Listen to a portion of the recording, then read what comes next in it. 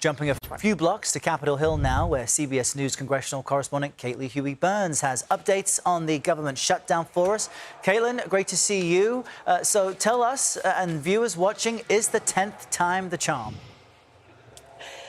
Errol, I'm sorry to sound like a broken record here, but unlikely. There has been no movement. It's really hard to believe that we're in the third week of a government shutdown, and there's really no sense of urgency from lawmakers up here on Capitol Hill. These pressure points that we thought would start to build, either seeing the buildup at airports or seeing people not get their paychecks, as we started to see this week, would apply that pressure to both sides.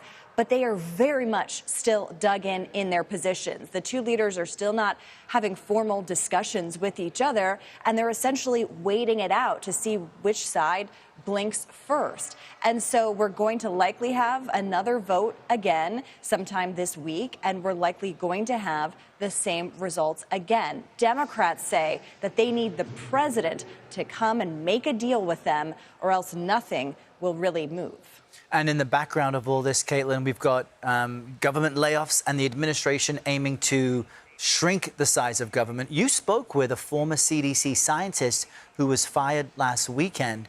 What did she tell you about what this is doing to her and people like her?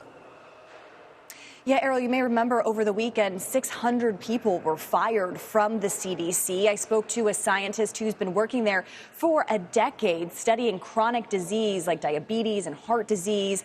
And she warned that there are going to be consequences for public health because of all the chaos going on inside the CDC because of these mass firings. Take a listen to what she told us.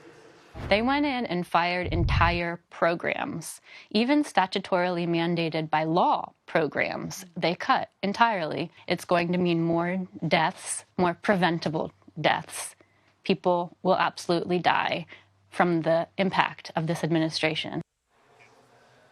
And Errol, I should note, you don't see her face there because she didn't want to reveal her identity on camera because she's worried about reprisal. And she also, Errol, this was striking to me, she also wants her job back. So she doesn't want to put her face out there because she does want to work again for the CDC. She said that this has been her goal in life. She studied for this, and she really has a history in her family of public service and saw this as her way of serving the public. So we're keeping an eye on what this judge's ruling that you mentioned at the top there means for all of these government workers who were fired. There's just greater uncertainty, Errol, as this moves on. Yeah, and Caitlin, that really underscores how important the work is to so many scientists who were let go. We really appreciate your reporting. Thank you very much.